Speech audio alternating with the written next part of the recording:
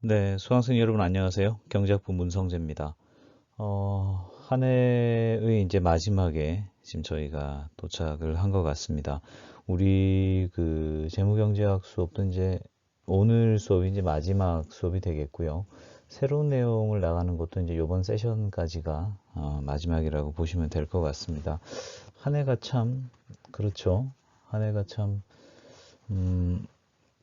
복잡한 감정을 들게 하는 그런 한 해인 것 같아요. 오늘이었나? 이번 주에 제가 본 인터넷에 돌아다니는 그런 짤이라 그러잖아요. 밈 중에서 보니까 숫자들끼리 이제 싸움이 붙었대요. 숫자들끼리 싸움이 붙어갖고 누가 최악의 숫자냐라는 싸움을 한 거죠. 그래서 13번이 나타나고 13이 이제 나는 내가 최악의 숫자다. 내가 13일에 금요일에서 13을 담당하고 있다. 이렇게 얘기를 하니까 비웃음에서 나타난 숫자가 666이었대요. 그래갖고 나는 아예 악마의 상징이야. 뭐 이렇게 얘기를 했다 그러는데 좀 있다가 이제 나타난 숫자가 2020이었대요. 너가 2020년을 알아? 그랬다는 거죠. 그래서 참 그 개그 그런 유머를 보면서 좀 씁쓸한 그런 기분도 들었습니다.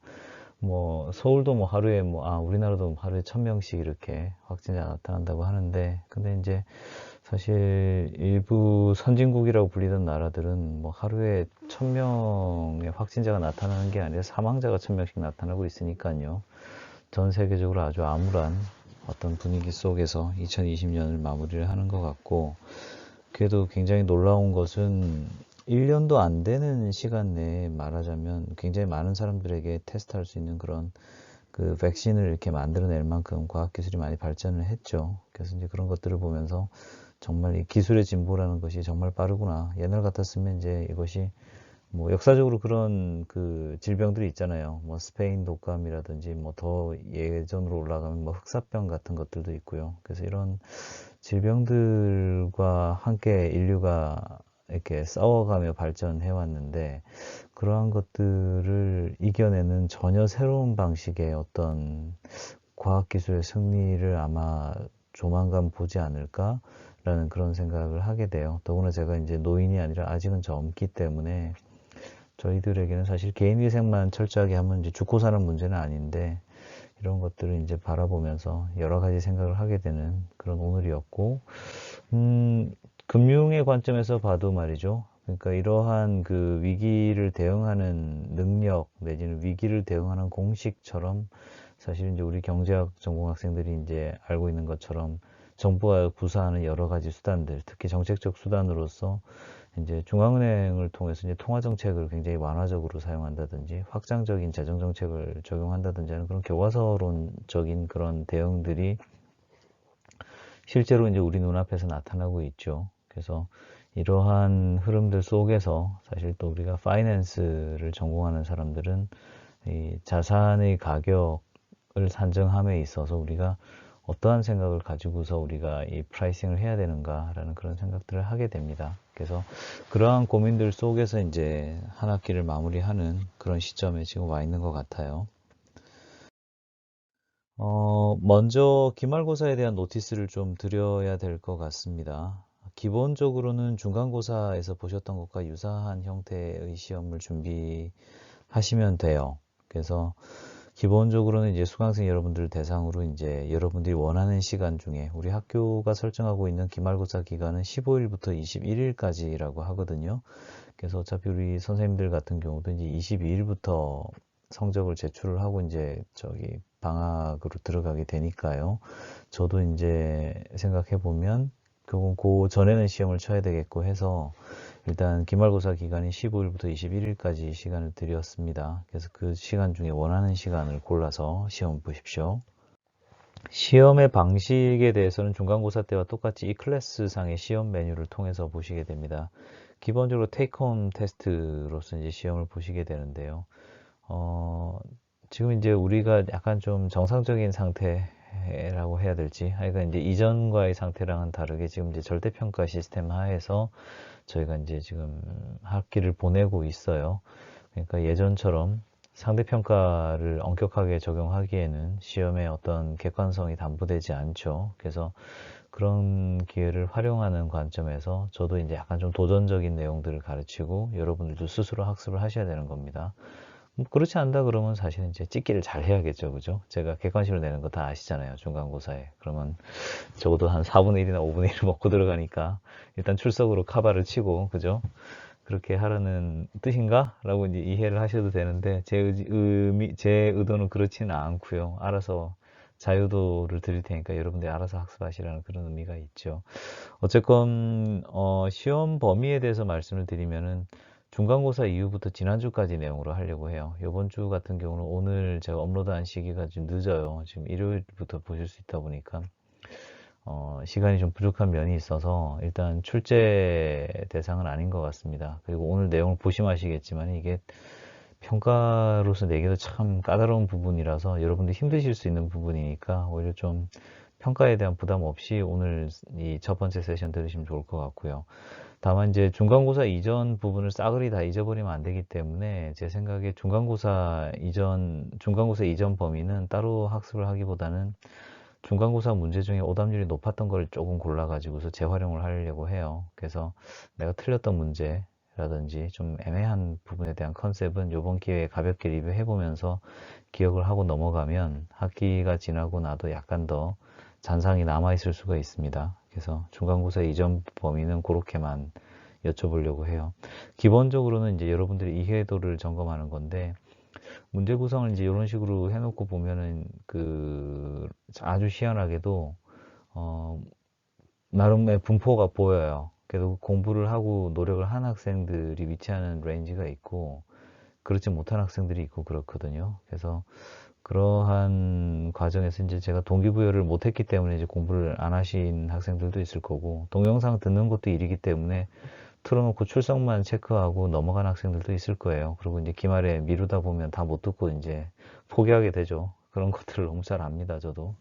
그렇긴 합니다만 이제 그런 거에 대한 뭐 엄격한 평가나 이런 거를 하기에는 지금 상황이 좀 여의치는 않으니까 비교적 너그럽긴 할 건데 어쨌건 전체적으로는 제가 여러분들의 평가는 이제 지금 절대평가니까 이제 평가에 대한 그 기준은 저한테 있거든요. 그러니까 전체적으로 느슨하게 풀어드렸지만 그 안에서도 좀 차별성이 있는 결과가 나갈 수 있도록 그렇게 하려고 합니다. 그리고 어차피 졸업을 하셔서 사회에 나가게 되는데 이제 저도 같이 생활하는 우리 후임들이 있죠. 저랑 뭐 적게는 뭐 몇 살, 한 서너 살부터 해서 많게는 뭐 10살 이상 차이 나는 사람들하고 이제 한 스페이스에서 생활을 해요.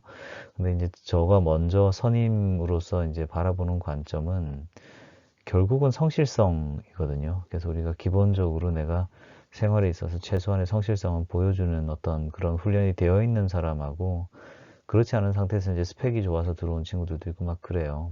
이제 그러면 이제 시간이 흐르다 보면은 이제 좀 스스로 무뎌져 가는 사람이 있고 또 처음에 마음을 잘 유지해 가는 사람이 있고 그런데 긴 시간으로 이제 놓고 보면 스스로를 잘 지켜내는 사람이 사실은 장기적으로도 경쟁력을 갖고 나이를 먹어서도 인생을 알차게 보내고 어려운 상황이 와도 새로운 기회를 부여받고 하는 것 같습니다. 그래서 그런 거에 대한 어떤 최소한의 성실성을 이제 갖추는 수련의 의미도 이번 그 높은 출석률 배점에 있는 제 의도이기도 합니다. 어쨌건 좀 다소 설명이 길었는데 평가에 대해서는 워낙 관심들을 많이 가지시기 때문에 좀 상세하게 설명을 드렸습니다.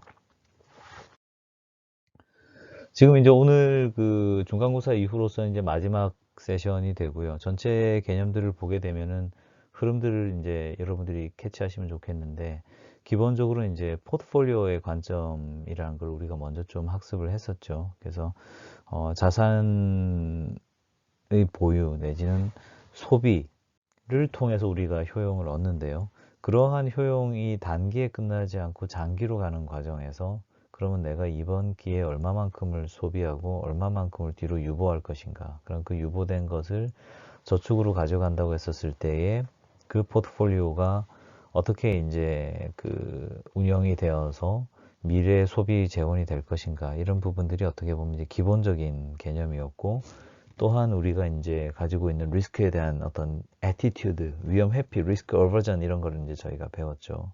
그리고 이제 그러한 그 개념들 하에서 어떻게 보면 이제 모던 파이낸스의 시발점에 있는 모던 포트폴리오 티어리에 대해서 우리가 배웠습니다. 그래서 수익률에 대한 자산의 수익률에 대한 1, 2차 모멘트를 바탕으로 형성되어 있는 민 베리언스 플레인 위에서 모든 자산의 위치를 갖다가 이렇게 플라팅을 하는 거죠. 그렇게 점으로 따다다다 찍어 놓고 보면 리스크 대비 리워드의 관계가 일단 눈에 띄는 것이고, 그리고 이제 민 베리언스 유틸리티 하이포테시스에 따라서 사람들은 이제 내가 수익을 더 추구하기 위해서 더 많은 리스크를 짊어지는, 혹은 내가 수익을 좀 줄이더라도 기대 수익을 좀 떨어뜨리더라도 위험을 덜 감수하는 일종의 그런 트레이드 오프 관계를 사람들이 이제 가지고 간다는 거죠. 그래서 이제 그러한 관점 하에서 이제 efficient frontier의 개념이 나오게 됩니다. 결국은 mean variance라고 하는 그 평면 위에서 똑같은 수익을 주는 자산들 중에 가장 그 위험을 적게 쓰는 녀석, 혹은 똑같은 위험에서도 똑같은 위험을 감수했었을 때 가장 높은 수익을 주는 어떤 투자 포트폴리오, 그런 것들은 이제 이어서 민 베리언스 플레인 위에다가 그려놓게 되면 그게 이제 에피션트 프론티어가 되는 거잖아요. 그래서 이제 그러한 그 에피션트 프론티어 위에서 결국은 이제 어떤 포트폴리오의 최적화를 하게 될 때에 우리가 이제 뭐 위험 자산들끼리 혹은 이제 무위험 자산이 있었을 때 뭐 이런 경우에 대한 공부를 하게 되고, 그런 separation theorem에 대해서 저희가 이제 공부를 하죠. 그래서 이제 그것이 캐팸으로 이어져서 결국은 이제 표준적인 어떤 캐팸 모형에서 결국 사람들이 자산들에 대한 어떤 그 크라이테리어로서 이제 캐팸이라고 하는 그 모형을 가지고서 우리가 볼 때에 일종의 그 캐피탈 마켓 라인, 그리고 이제 시큐리티스 마켓 라인을 통해서 결국은 그 시장 포트폴리오라고 하는 것과 무위험 자산과의 포트폴리오를 통해서 결국은 내가 수익률을 갖다가 이제 추구를 해나갈 수 있는 거죠. 그게 이제 캐피탈 마켓 라인이었고, 그리고 어떤 주식이 있다고 했었을 때 어떤 개별적인 자산, 개별적인 포트폴리오의 평가에 있어서는 결국 시장 포트폴리오의 공분산이라고 하는 일종의 이제 그러한 슬로프가 존재하는 거죠. 그래서 이제 그 슬로프에 따라 가지고서 내가 시장 포트폴리오와 얼마나 높은 공분산을 갖냐에 따라서 내가 가질 수 있는 어떠한 컴펜세이션의 정도가 정해지는 거고, 그리고 이제 그 분산되지 않는 리스크, 이디오싱크라틱 리스크 같은 건 더 짊어져 봤자 캐팸에서는 보상받을 수 없다. 뭐 이런 얘기들을 이제 배웠습니다. 그리고 이제 에로드블 프라이싱을 이제 저희 지난 시간에 배웠죠. 그래서 에로드블 시큐리티라는 걸 통해 가지고서 저희가 기본적으로 이제 각각의 상태에 대해서 디파인하고 그 상태를 디스카운트함으로써 자산의 어떤 가격을 찾아가는 그런 과정, 이런 것들을 배웠고, 이제 여기서부터 약간 더 연결되는 얘기긴 한데 이제 마틴게일 프라이싱에 대한 이야기를 이제 오늘 좀 배울 거예요. 그래서 마틴게일 프라이싱은 어떻게 보면 에로드블 프라이싱하고 이렇게 보시면 다소 좀 유사성이 있는 지점들이 있구나라는 걸 오늘 내용을 통해서 약간 아시게 될 텐데요. 기본적으로는 이제 우리가 파생상품 프라이싱 할 때 이제 마틴게일 프라이싱을 하게 됩니다. 그래서 이제 나중에 파생상품론 수업을 듣거나 혹은 대학원에 가서 이제 금융공학 공부를 하거나 하게 되면 사실은 이제 이 마틴게일 프라이싱 혹은 리스크 뉴트럴 probability 이런 개념들을 배우게 되는데, 이게 이제 어떻게 보면 우리가 학부 수준에서 공부하는 이제 기초적인 수준의 경제학하고 그 다음에 이제 본격적으로 이제 우리가 파생상품론을 공부할 때 이제 그 사이에 간극이 좀 있거든요.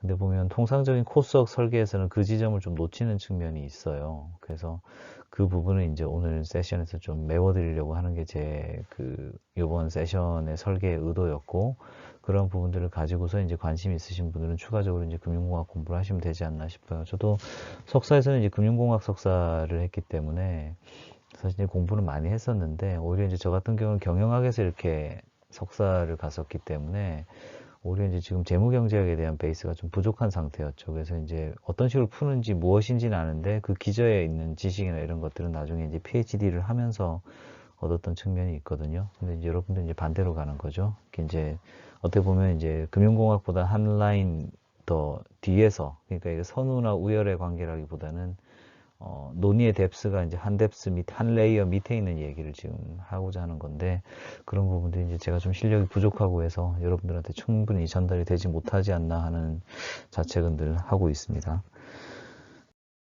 에로드브루 어프로치는 저희가 이제 지난 시간에 배웠던 방식입니다만은 어떠한 그 캐시플로우가 이제 미래 시점에 나타난다고 하면 이것이 이제 그 랜덤하게 나타나는 어떤 그 상황이 있다, 랜덤 페이오프가 있다라고 할 때에 이 페이오프들을 갖다가 이제 각각의 상태별로 다 찢어서 이제 나눠 놓는 거죠. 그래서 이제 각각의 페이오프에 대해서 이제 컨티넨트 클레임들을 갖다가 디파인을 하고 실제 이제 A 상태가 됐었을 때에 말하자면은 뭐 1의 페이오프를 주는 무언가, B 상태가 됐었을 때 1의 페이오프를 주는 무언가, 이제 그러한 말하자면은 그 상태에서만 보상받을 수 있는 어떤 상태 증권, state security라고 할 수 있겠죠. 그러한 녀석을 가지고 와서 그것들의 조합을 통해서 일종의 그 자산 가격을 만들어가는 그런 개념이 이제 에로드블 시큐리티의 방식이었습니다. 그래서 각 그 에로드블 시큐리티의 가격들을 가지고서 캐시플로우의 상태별 캐시플로우의 크기를 갖다가 산정하여서 그것을 갖다가 모두 평균하게 되면 평균이라기보다 서메이션 하게 되면 그게 이제 자산의 가격이다라고 하는 식의 이제 에로드블 어프로치가 있는 거고요. 오늘 이제 배우는 마틴게일 어프로치는 이제 그거랑 유사한데 캐시플로우가 이제 미래에 불특정 가격이 올 걸 우리가 알아요. 근데 이제 이 확률이라고 하는 것을 이제 우리가 생각할 적에 이제 리스크 어버전을 감안해서 이제 그 확률 자체를 약간 좀 틸트하는 거죠. 그래서 이러한 개념을 이제 리스크 뉴트럴 메저라고 부르는데 이러한 것을 이제 우리가 파생상품 가격 결정에 이제 활용을 합니다. 그래서 이러한 그 확률을 조정한 그러한 캐시플로우의 어떤 기대값을 다 모으게 되면 그 자산의 가격이 나온다라고 하는 이제 그러한 어떤 개념을 가지고서 가는 게 마틴게일이다라고 하는 걸 학기 초에 이제 말씀을 드렸고 오늘 이제 이 이야기를 조금 더 들어가서 보고자 합니다. 기본적으로 이제 마틴게일 프라이싱이라고 하게 됐었을 때는 자본시장에 대해서 이제 일종의 완전 시장을 가정을 하고서 이 어떠한 자산의 가격을 구할 때에 다른 자산들의 가격을 활용해서 일종의 이제 그 아비트리지가 없는 어떤 가격을 찾아가는 그러한 방법론을 이제 마틴게일 프라이싱이라고 부릅니다. 그래서 마틴게일 프라이싱이 근거하는 이제 큰 컨셉은 두 가지인데요. 리스크 뉴트럴 프로버빌리티라고 하는 그런 위험 중립 확률이라고 하는 개념을 하나 사용을 하고요. 그 다음에 이제 마틴게일이라고 하는 그 개념을 근거를 합니다. 둘 다 이제 그 금융수학이라든지 금융공학 공부하게 되면 배우는 것들이고 해서 수리적으로 이제 이거를 접근을 해서 이제 배우기는 하는데 이제 사실 얘들이 빌딩 블락으로서 나타나는 데는 이제 갑자기 툭 튀어나오는 빌딩 블락은 아니고요. 결국 이제 우리가 그 그림을 봐가면서 이제 공부를 좀 해야 되는데 우선 위험 중립 확률이라고 할 적에는 결국 그 우리 앞에 주어져 있는 수많은 어떤 그 상황, 수많은 어떤 미래에 발생 가능한 아웃컴들을 갖다가 우리가 확률을 계산을 함에 있어서 위험을 감안한 어떤 그러한 확률을 계산한다라고 하는 의미가 좀 있습니다. 그래서 이러한 위험을 감안하여서 어저스트 된 확률 이런 개념으로서 이제 리스크 뉴트럴 프로버빌리티라고 하는 것을 보면 좋을 것 같고요. 이러한 그 위험 중립 확률에 근거해서 어떠한 자산에 대해서 페어 밸류를 계산하는 것이 이제 마틴게일 프라이싱이 지향하는 바입니다. 마틴게일이라고 하는 것은 이런 거예요. 그러니까 확률 변수가 계속 날아와요. 그러니까 뭐 그 빨간 공, 파란 공, 뭐 검은 공 이런 게 섞여 있는 어떤 그런 그 항아리에서 내가 눈 딱 감고 임의로 공을 끄집어내는 상황을 계속 반복하는 거죠. 그러면 빨간 공, 파란 공, 까만 공 이런 식으로 계속 랜덤하게 튀어나올 건데 이게 이제 가만히 생각해 보면 앞에 뭘 뽑았느냐 따라 가지고서 내가 다음번에 뽑을 공의 색깔이 영향을 받지는 않아요. 그래서 이제 이러한 어떤 그 랜덤 시퀀스가 존재할 때에 어, 그 다음번에 나타나는 어떤 확률 변수가 있다고 했었을 때 얘에 대한 기대값은 그냥 현재 내가 지금 손에 들고 있는 이 확률 변수 값을 그냥 그대로 활용하는 어떤 상황을 생각하면 좋을 것 같아요. 그래서 근데 문제는 이제 미래에 나타나는 아웃컴이 과거에 의한 어떤 영향을 받지 않는 거죠.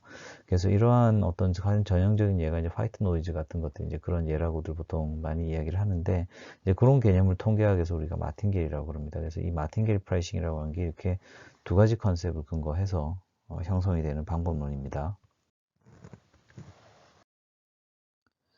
노테이션하고 이제 데피니션 좀 정리를 하고 넘어가야 될 것 같아서요. 일단 임의의 포트폴리오 P가 있고요. 그 다음에 이제 뭐 N개의 어떤 위험 자산이 있고, 그 다음에 무위험 자산이 있고 이제 또 n개의 i번째 자산이 있다라고 하는 식으로 이제 이렇게 노테이션을 정해 놓았을 때 위험 자산은 이제 large n개가 있다라고 쳐요. 그리고 이제 우리가 오늘 공부할 때는 현재하고 미래, 그러니까 그 두 타임 피리어드 사이에서 우리가 이제 자산 가격을 고민을 하는 거예요. 이때 이제 노테이션상 시점 t에 상태 j가 존재한다고 할 때 i번째 자산의 가격은 q의 i에 세타 j의 t 이런 식으로 이제 표시를 합니다. 그래서 실제 이제 미래 어떤 채권 B의 가격을 계산해 봐라 라고 하게 된다 그러면 예컨대 이제 본드니까 B라고 쳐요. 그래서 Q의 B라고 할 때 괄호 안에 이제 1이라고 집어넣는 거죠. 그러면 이제 실제 채권 같은 경우는 무위험 자산이니까 어떤 상태가 와도 Q의 B에 세타 J가 와도 시점이 같다고 한다면 사실은 모든 상태에 대해서 가격은 똑같은 거니까요. 무위험 자산의 경우는. 그래서 이제 그 결국은 둘 사이에 이제 동일한 관계가 성립하는 것이고 이것은 이제 좀 더 따져보게 되면은 1에 1 플러스 RF가 되는 거죠. 그러니까 결국은 그 한 개의 타임 피리어드가 지나가는 동안에 무위험 수익률을 말하자면 내가 더 얻는 거니까 그래서 이것을 1 플러스 RF 이렇게 표시를 할 수 있을 거예요. 그래서 마틴게일 프라이싱을 할 적에는 사실 뭐 특별하게 무위험 자산하고 위험 자산을 갖다 이제 조합한 어떤 포트폴리오를 가지고 있을 뿐이지 뭐 그 외에 여타의 어떤 가정이 들어가지 않습니다. 뭐 유틸리티 펑션이 뭐 쿼드라틱 하다라든지 뭐 자산 수익률의 분포가 뭐 노멀 디스트리뷰션이라든지 이런 얘기 하등 없이 일단 한번 풀어 나가 보는 거예요.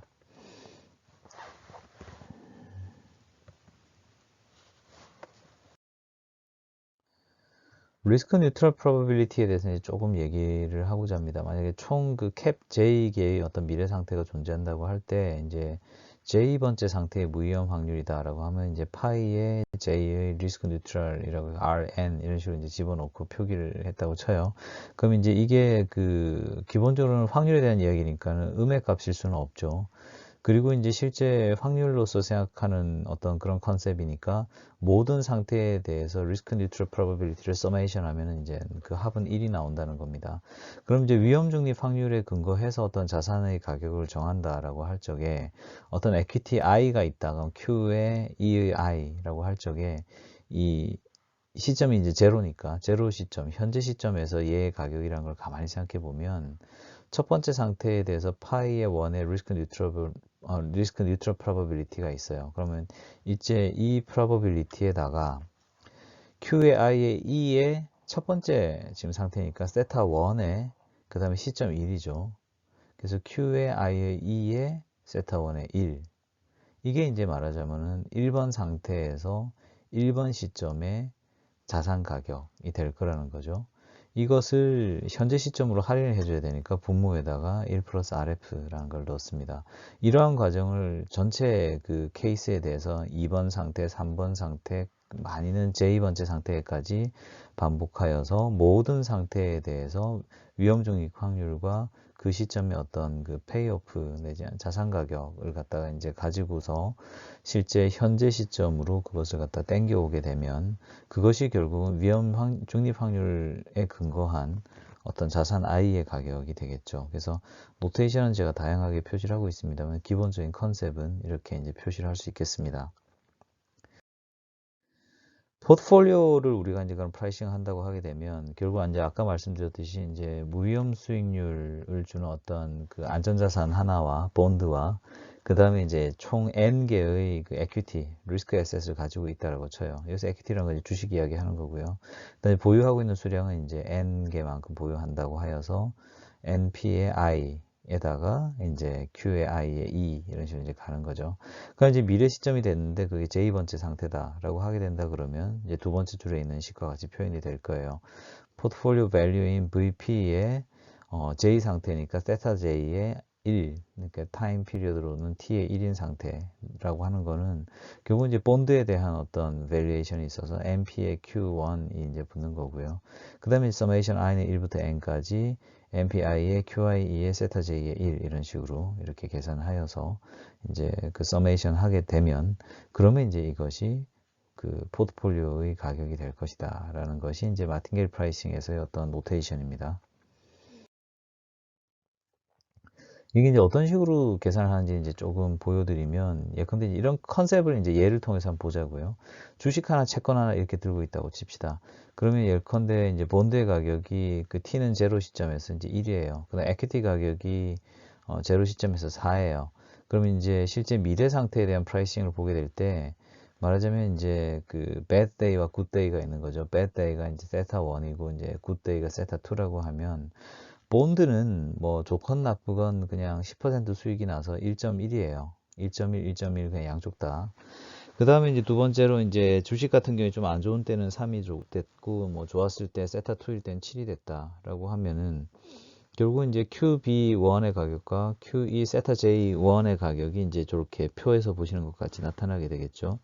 그러면 이제 리스크 뉴트럴 프로바빌리티에 의해서 우리가 채권에 대해서는 리스크 뉴트럴 프로바빌리티 2를 더했을 때는 전체가 이제 케이스가 두 개라고 하면 확률의 서메이션이니까 1이 될 거고요.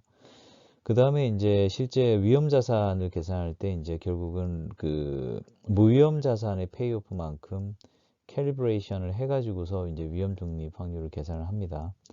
결국 이제 현가만큼 디스카운트 했다고 봐도 좋고요. 그러면 이제 실제 파이 1의 리스크 뉴트럴 프로바빌리티가 있고, 이때 이제 3의 페이아웃을 우리가 갖게 되고, 그 다음에 이제 파이 2의 리스크 뉴트럴 프로바빌리티가 있고, 7의 페이아웃을 내가 가져요. 그래서 각각에 대해서 이제 1.1로 나눠주는 거죠. 그럼 이제 그렇게 하게 되면은 결국은 그 파이 1은 0.65, 파이 2는 0.35 이런 식으로 나오는 거예요. 결국은 이제 차익 거래가 존재하지 않는 어떤 상황 하에서 우리가 이제 자산 가격을 구축을 할 적에, 만약에 이제 미래 상태와 확률이 이렇게 주어져 있는데 현재 가치가 이제 뭐 4가 아니라 에퀴티 가격이 뭐 3이었다, 5였다. 그러게 되면 이제 그것을 갖다가 이용한 그 차익 거래를 활용을 하게 될 거다라는 것을 알 수가 있는 거고요. 만약에 이제 자산이 3개가 있고 상태도 3개가 있어요. 그래서 본드는 아까 같이 이제 1로 출발해서 모든 상태에 대해서 1.1의 어떤 아웃컴을 가지고 있고, 그 다음에 이제 첫 번째 주식 Q1E는 0 시점에서 값이 2예요. 밸류가 2예요. 그럼 그때 좋았을 때는 세타 1인데 3이고요. 그냥 일반적인 상태 세타 2에서는 내가 이제 2를 그대로 받고요. 그 다음에 뭐 세타 3 상태가 됐을 때 내가 1을 받게 돼 있어요. 그러니까 좋을 때는 1일 때가 좋은 거고 3일 때는 안 좋은 거죠. 반대로 이제 두 번째 주식 같은 경우는 이제 반대 성향이 있어서 Q의 E의 제로는 3이라고 쳐요. 밸류가 3인데, 그럼 얘가 이제 세타 1 상태에서는 1밖에 못 받고요. 세타 2 상태에서는 4를 받게 되고요. 세타 3 상태에서는 6을 받아요. 그러면 이제 각각의 상태에 대해서 우리가 리스크 뉴트럴 프로바빌리티를 정한다 그러면 파이 1, 파이 2, 파이 3를 다 더하면 1이 나와야 될 거고요. 이건 뭐 기본이고요. 그 다음에 이제 현재 그 주식 1에 대해서 현재 가격이 2라고 했으니까 파이 1, 파이 2, 파이 3에 대해서 3, 2, 1의 페이오프를 각각 적용할 수 있을 것이고, 그 다음에 세 번째로 에퀴티 2에 대해서는 Q2의 E가 3이라고 했으니까 3은 파이 1, 파이 2, 파이 3에 대해서 각각 1과 4와 6의 리스크 뉴트럴 프로바빌리티를 할당할 수 있을 거예요. 변수가 3개고 조건도 3개가 있으니까 이 각각으로부터 계산한 리스크 뉴트럴 프로바빌리티는 각각 0.3, 0.6, 0.1 뭐 이런 식으로 이제 나오게 되겠죠. 그럼 이제 어떤 자산이 있다라고 하게 된다면은 차익 거래가 존재하지 않는 어떤 시장 조건이라고 하면 이 리스크 뉴트럴 프로바빌리티를 바탕으로 세타 1일 때의 페이오프, 세타 2일 때의 페이오프, 세타 3일 때의 페이오프만 우리가 디파인 할 수 있다고 하면 현재 시점의 어떤 자산 가격이라고 하는 거는 자연스럽게 구할 수가 있게 되는 거죠. 근데 이제 만약에 완전 시장이 아닌 어떤 불안전한 상태를 이제 가정을 해볼게요.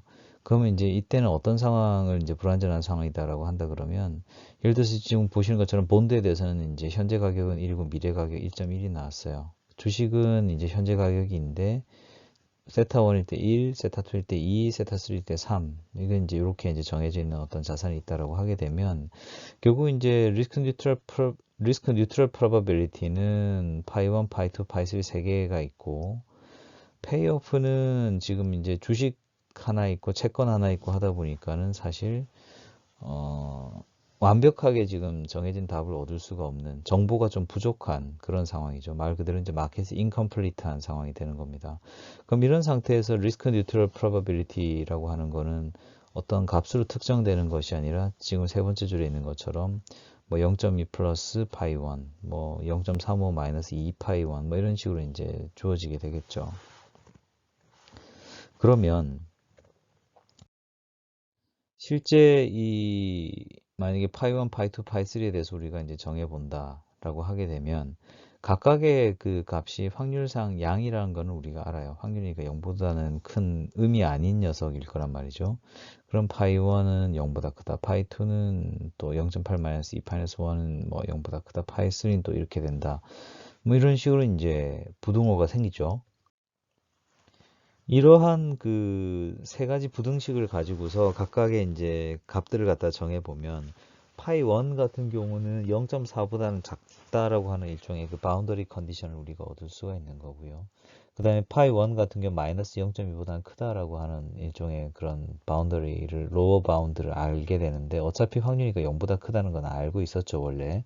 그럼 파이 1이라고 하는 건 0보다 크거나 0.4보다 작은 어떤 무슨 값이 될 거예요. 그러면 실제 이제 우리가 이 경제 시스템 안에서 위험 중립 그 확률 축도, 그러니까 리스크 뉴트럴 프로바빌리티 메저를 계산한다라고 하게 되면 결국은 약간 이제 지금 보는 것처럼 이제 그 제시가 되는 거죠. 파이 1, 파이 2, 파이 3를 계산해 보면 파이 1을 람다라고 우리가 할 적에 람다는 이제 0에서 0.4 사이의 어떤 값이 될 거고 파이 2는 8-2 람다, 파이 3는 뭐 0.2 플러스 람다 뭐 이런 식으로 이제 제시가 되는 거죠.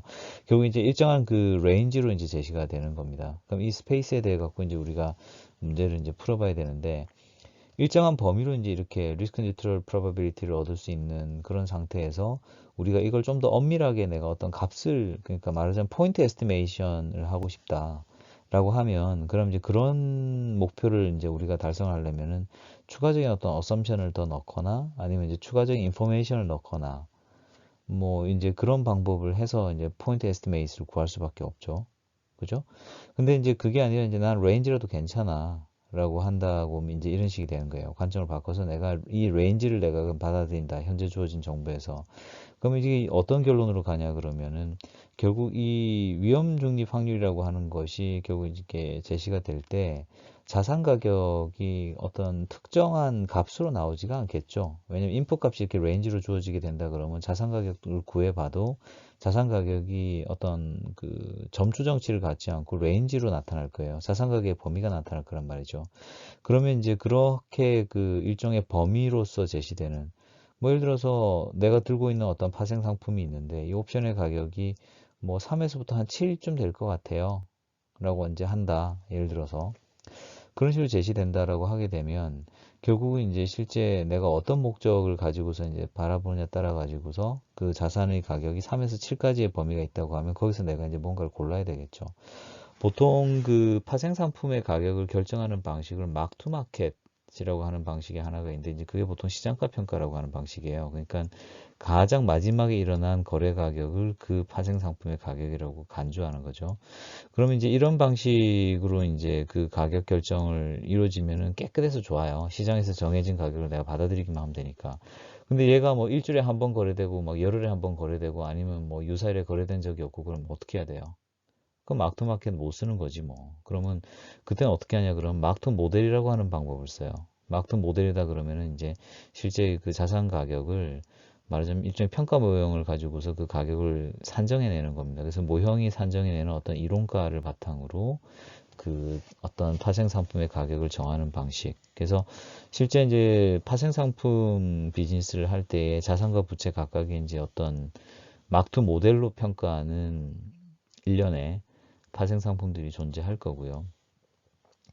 실제 이제 우리가 처해 있는 현실 자체도 완전 시장을 가정할 수는 없는 그런 상황이고 하기 때문에 내 그 밸런스 시단에 들어와 있는 자산 부채의 평가를 이렇게 해보게 되면 그 파생 상품이라고 하는 것들도 결국은 인풋에 의존된 어떤 모형의 아웃풋에 불과하기 때문에 인풋이 레인지로 제시되면 아웃풋도 레인지로 제시가 될 거고 그럼 그렇게 레인지로 제시된 어떤 결과에서 선택의 여지가 남게 돼요. 그럼 이때 선택을 어떻게 하느냐?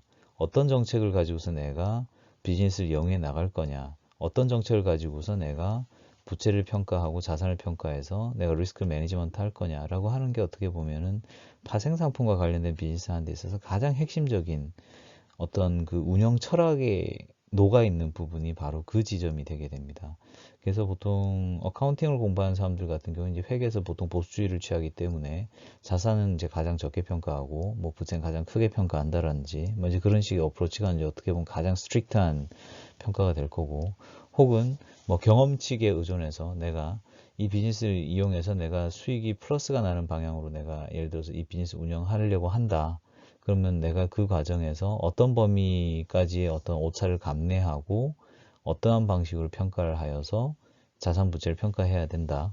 라고 하는 식의 이제 그러한 논의들은 이제 계속 하게 되죠. 그래서 실제 이제 영업부서, 프론트 부서라고 그러는데 영업부서와 미들백, 그러니까 이제 후선에서 이제 지원하는 부서들, 리스크 관리 부서나 뭐 회계 부서나 이런 그 재무 관련된 부서들이나 이런 쪽 혹은 뭐 전략 관련된 부서들이 협의를 하는 거죠. 우리의 비즈니스는 어느 방향으로 갈 거고 이러한 과정 중에 우리의 철학은 이렇고 이러한 철학에 의존하여서 우리의 평가 방법은 이렇게 디파인 할 것이고 인풋은 이렇게 정하고 아웃풋이 이렇게 나왔을 때 이 아웃풋은 회계적으로 어떻게 인식한다 라고 하는 이러한 일련의 흐름이 말하자면 잘 정립되어 있어야 제대로 된 비즈니스를 하는 겁니다. 근데 이제 그러한 깊은 통찰 없이 비즈니스 운영하게 되면 파생 상품을 이용한 사기가 되는 거죠. 그래서 이제 그러한 관점을 이제 나중에 금융 관련된 일, 특히 이제 파생 관련된 일을 하게 되면은 사실은 생각을 하고 일을 해야 돼요. 근데 이제 그런 것들이 편의주의적으로 많이 가죠. 왜냐하면 우리들이 뭐 말하자면 이제 그 경영학 공부하면 나오는 얘기이기도 한데 이제 그 에이전시 프로블럼 같은 거 이제 항상 갖게 되죠. 내가 이게 어차피 내가 주인도 아니고 내가 이제 월급 받는 거기 때문에 나 인센티브 극대화하고 먹튀하는 게 나의 그 인터레스트를 극대화하는 거예요. 그러면 이제 그런 식으로 내가 갈 거냐? 뭐 이제 그런 식의 고민들 누구나 다 하잖아요. 그럼 이제 그런 식의 이제 문제들이 사실은 이러한 류의 수식들 뒤에 숨어 있죠.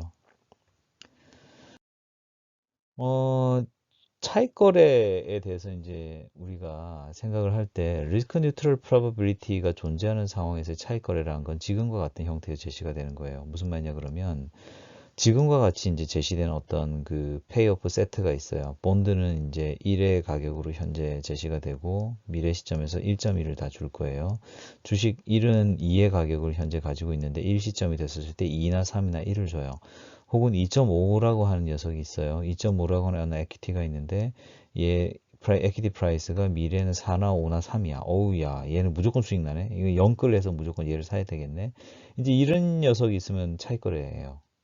그러니까 이 에퀴티 2를 담는 것만으로 차익 거래가 돼버려요. 왜냐면은 본드의 경우에 이제 무조건 플러스가 내는 거긴 한데 본드보다 더 좋은 거잖아요, 사실은. 그러니까 무조건 리스크 없이 차익을 주는 이런 녀석이 만약에 이 시스템 안에 끼어들게 되면은 얘 때문에 차익 거래가 존재하는 상황이 되는 거고요.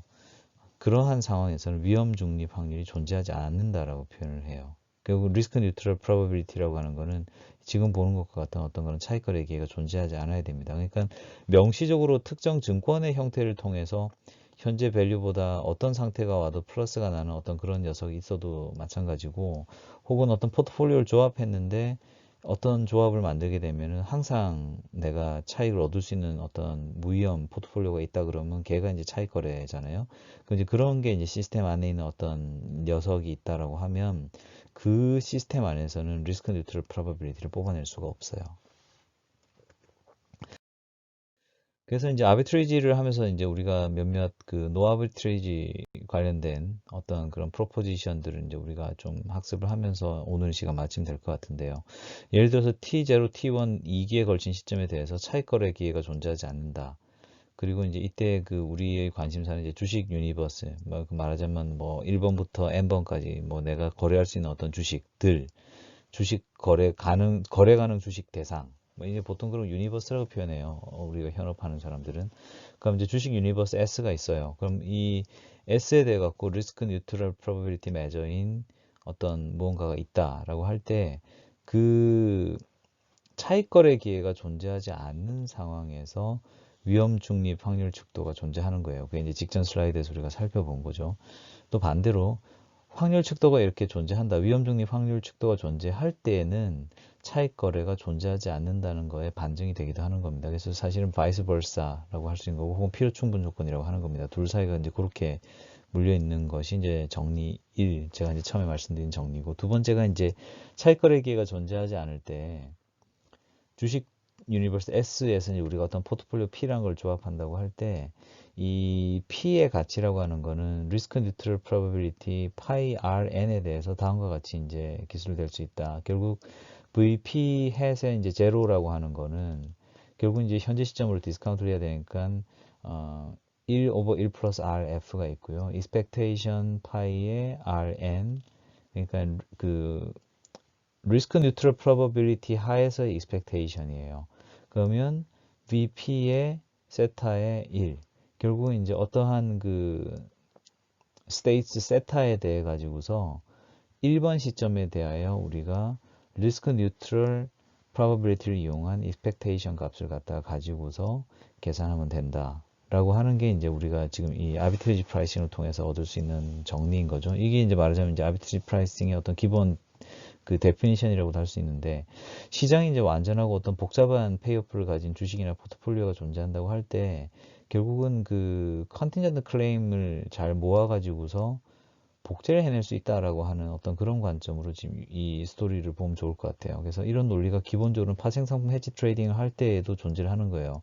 비유해서 이야기하면 내가 내일 오늘 이제 주무실 거 아니에요. 오늘 예를 들어 밤에 자고 내가 다음날 일어나고 눈을 떴는데 눈 뜨고 보니 창밖에 눈이 내려 있고 내가 기상 시간이 아침 10시를 넘었는데 그 시점에서 기온이 영하 10도 아래라고 하면 내가 100원 받는 어떤 그런 복권이 있다. 그럼 그 복권의 가격이 얼마냐?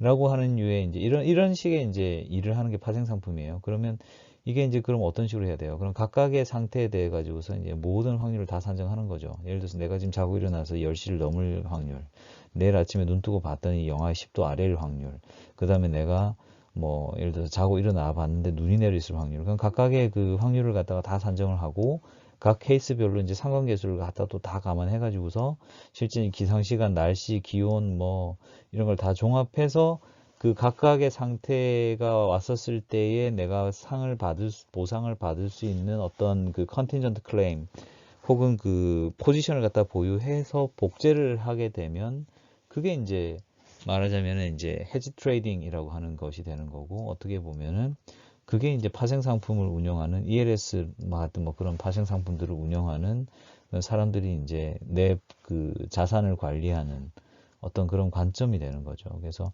실제 이제 파생 상품을 갖다가 다른 어떤 그 자산들을 가지고서 복제를 해 나가는 이제 그러한 관점이 이제 아비트리지 프라이싱이라고 하는 어떤 프라이싱 방법이 이면에 숨어 있는 논리예요. 그리고 뭐 또 다른 정리로서 이런 것도 있는데, 뭐 앞에서 본 것도 같지만 임의 시점 T1에서 페이오프 X는 세타 1이다 라고 할 적에 주식 유니버스 S에 대해서 어떤 그 위험 중립 확률 척도가 뭐 하나가 아니라 여러 개 있었을 때 그걸 갖다가 예를 들어서 그 묶음을 M이라고 쳐요. 그러면 이제 그 확률 척도들 중에서 만약에 이제 S에 차익거래 기회가 존재하잖아요. 주식 S가 이제 한 무더기 주어져 있는데 얘를 아무리 조합해도 차익거래가 존재하지 않는다라고 가정을 할 때 1 플러스 RF 분의 1의 expectation, 파이의 risk neutral probability, 그 다음에 X의 theta 1, 결국 미래 시점의 페이오프에 대해서 현재 시점의 어떤 그 risk neutral probability에 의한 expectation을 취해서 얘를 현재 가치로 디스카운트를 하게 되면 그 값하고 똑같은 어떤 리스크 뉴트럴 프로버빌리티 세트가 하나 더 있어 갖고 그걸 갖다 파이 햇이라고 친다고 했었을 때에 그 녀석도 그 리스크 뉴트럴 프로버빌리티 매저를 가지고서 현가로 디스카운트를 해서 가져온 어떤 두 값을 비교했더니 그 두 값이 예를 들어서 같다 라고 하면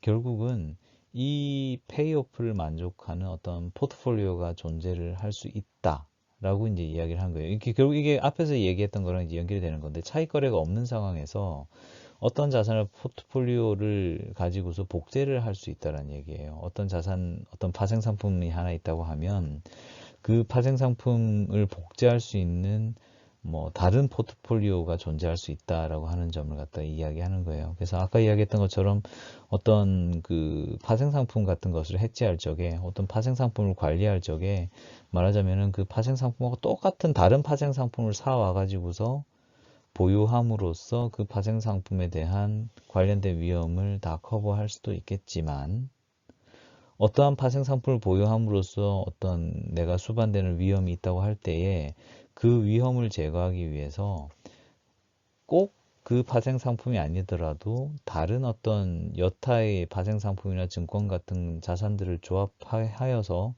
복제를 할 수 있다고 하게 되면 그러면 결국은 위험은 다 제거가 되는 그러한 어떤 관점이 아비트리지 프라이싱이 이야기하는 바입니다. 그래서 실제 어떤 파생 상품을 보유하여서 그 파생 상품하고 똑같은 자산으로 위험을 갖다 제거해 버리는 걸 갖다가 스태틱 헤지라고 그래요. 정적 헤지라고 하는 개념이 이제 그런 개념이고 여러 자산을 보유해 가지고서 특정 파생 상품을 보유했을 때랑 똑같은 효과를 내는 어떤 그런 상황을 보통 다이내믹 헤지라고 그래요. 왜냐 그러면 이제 그 지금 보면 알 수 있듯이 이 리스크 뉴트럴 프로바빌리티라고 하는 거는 시점이 지나가게 되면 그 다음에 상태가 변화하게 되면 내가 이제 가지고 있는 그 자산의 밸류가 계속 변화할 거 아니에요. 그러면 이제 결국은 리스크 뉴트럴 프로바빌리티가 시간을 따라서 다음 상태로 넘어가고 시점도 다음 시점 이렇게 넘어가게 되면 그거에 따라 가지고서 내가 갖고 있는 리스크 프로파일이 바뀌기 때문에 그거에 상응해서 내가 들고 있어야 되는 어떤 포트폴리오의 성격도 달라야지만이 지금 시계에 보이는 저 등식을 유지를 할 수가 있겠죠. 그래서 그런 그 동적인 과정들을 말하자면은 이제 다이내믹 헤지라고 불러요. 그래서 아까 뭐 그 10시에 내가 일어나면 이라고 할 적에 10시에 일어나려고 하면 늦게 자야 돼요. 그죠? 다음날 뭐 저기 늦게 일어나려면 밤에 늦게 자는 수밖에 없지. 그죠?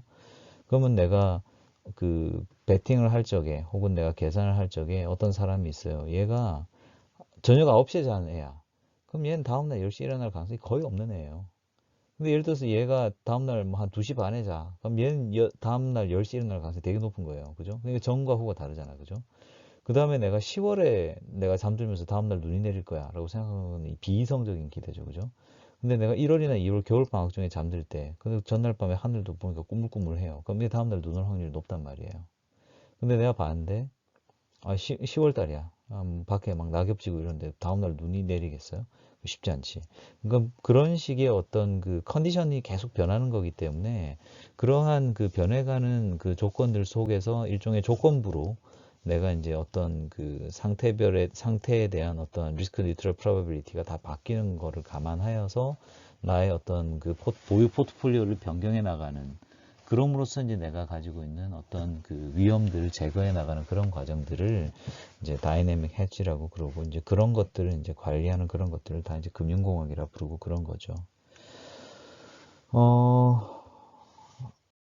그래서 이제 리스크 뉴트럴 밸류에이션에 대해서 이제 오늘 좀 개념적으로 혹은 비유를 통해서 수식을 최소한 쓰면서 이제 제가 이제 여러분들에게 좀 설명을 해드리고자 했습니다.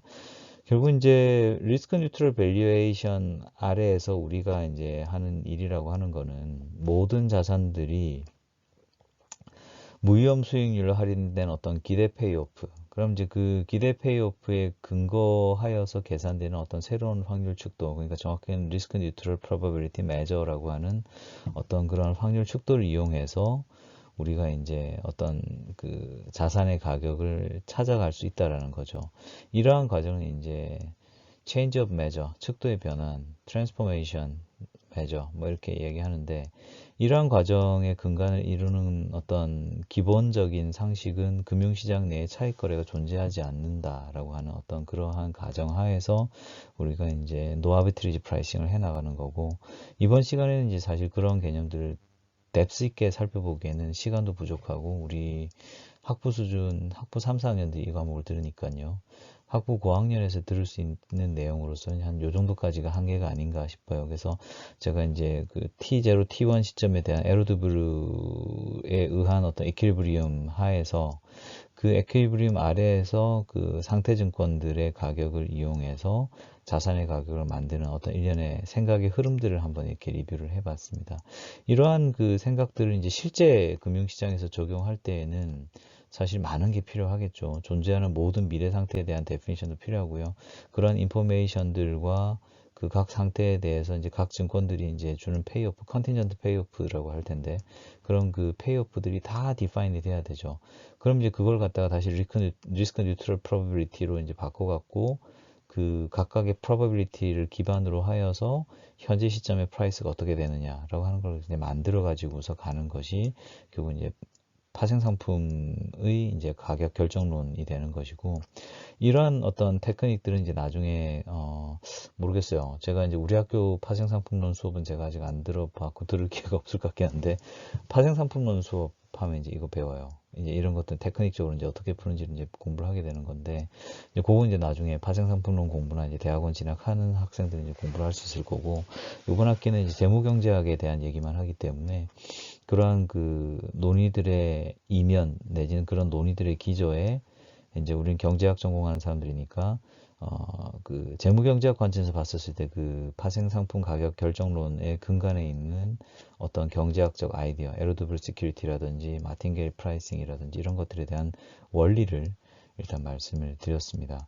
그래서 오늘 그 준비한 첫 번째 세션의 내용은 여기까지고요. 진도도 일단 여기까지가 마지막입니다. 그래서 이번 학기에 제가 말씀드릴 수 있는 내용들은 대략 다 말씀을 드린 것 같아요. 사실 재무경제학이 커버하고 있는 영역이 굉장히 넓고요. 깊기 때문에 그것을 학부 과정 한 학기 수업을 통해서 다 커버한다는 것은 좀 과욕에 가깝습니다. 그래서 저는 이제 전체 내용을 딜리버리 하기보다는 생각의 흐름 내지는 어떤 그 통사적인 방향에서 발전해오는 모습들을 일단 한쪽에서 말씀을 드리고자 했었고, 그 다음에 주요 키워드들을 좀 전체적으로 쭉 리뷰를 하면서 이런 것들이 있다라는 걸 한 번 정도 들어보게는 해주고 싶었어요. 그게 이제 두 번째 생각이었고, 그 다음에 이제 세 번째로 이제 얘네들이 각각 어떻게 연결되는지를 좀 보여주면서 하나의 스토리 라인을 여러분들이 이제 갖게 되기를 원했었습니다. 그래서 그러한 생각들을 가지고서 이제 내가 추가적으로 이제 그 파이낸스에 대해서 관심이 더 있다라고 하게 되면 이제 필요한 부분들에 대한 공부를 더 하면서 이제 내 뎁스를 갖춰가는 거죠. 그래서 그러한 과정들을 이제 여러분들에게 전달해 드리고 싶었고, 특히 이제 선수 과목이 되게 많은 과목이 이 과목이었기 때문에 여러 경제학 과목들을 여러분들이 학습하신 상태에서 실제 파이낸스라고 하는 어떤 그 사회 현상 중에서 작은 부분을 다룰 때 경제학자들이 어떻게 어프로치를 하는지에 대한 어떤 그런 부분들을 좀 보여드리고 싶어서 그런 관점을 가지고서 이제 한 학기 동안 이렇게 코스를 끌어왔습니다. 그래서 그런 부분들을 여러분들이 이제 학습을 통해서 많이 얻어가시면 좋을 것 같고, 이제 좀 제가 목표를 좀 과도하게 설정했기 때문에 공부하시면서 좀 힘들었을 수도 있어요. 근데 뭐 너무 부담 갖지 않았으면 좋겠습니다. 그게 어차피 뭐 절대평가를 하는 과정이고, 원래 공부는 여러분들 스스로 하는 거예요. 그게 저는 어떤 생각이냐 그러면 대면 강의를 하나 비대면 강의를 하나 생각 차이는 없다고 생각해요. 왜냐 그러면 앞에서 선생님이 얘기하는 거를 잘 듣고 따라오는 학생도 있지만은 대면 강의를 해도 딴짓 할 사람들은 딴짓 다 하거든요. 기본적으로 공부에 대한 모티베이션은 셀프 모티베이션이지, 그걸 뭐 애들도 아니고 막 종아리 때려가면서 억지로 밀어넣을 수도 없어요. 유일하게 이제 남는 모티베이션이 이제 취직 때문에, 학점 때문에, 스펙 때문에, 뭐 이제 이런 것들이 이제 결국 모티베이션이 되는데, 실제 학교에서, 아카데미아에서 가르친 내용하고 내가 실제 바라보는 방향, 내 스펙, 내 학점, 이런 것과는 괴리가 꽤 되기 때문에, 그러한 그 간극에 대해서 눈을 질끈 감고 그냥 미친 듯이 공부만 해가지고 내가 A 학점 따겠다라고 이제 스스로를 몰아가는 것도 참 유지하기가 쉽지가 않아요. 그런 걸 잘 하니까 이제 우리 학교처럼 좋은 학교 다니시고 나중에 좋은 직장도 얻고 하는 거겠지만은 뭐 쉬운 얘기는 아니죠. 사실 쉬운 얘기는 아닌데, 어쨌건 요번 학기는 이제 비대면 학기, 절대평가라고 하는 어떤 그런 것들을 기회로 하여서 좀 뎁스 있는 이야기들을 부담 없이 전달해 드리고자 했었고, 그러한 목표를 이제 얼마간은 달성할 수 있지 않았을까라고 하는 어떤 그런 기대감 속에서 일단 오늘 마지막 강의는 마치도록 하겠습니다. 일단 요번 시간까지가 이제 새로운 내용이었고요. 다음 시간에는 이제 기말고사 관련돼서 간단하게 리뷰 세션을 좀 편집을 해서 올려드리고자 해요. 그래서 제가 봤었을 때 요런 키워드는 그래도 알고 넘어가면 좋겠다. 중간고사 이후 부분들 중에서 그런 부분들은 제가 이제 간단하게 편집해서 올려드리는 걸로 이제 가름하고자 합니다.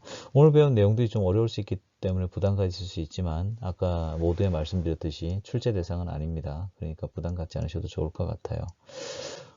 일단 감사드리고요. 잠깐 쉬고 와서 리뷰 세션 하고 이번 학기 마치도록 하겠습니다.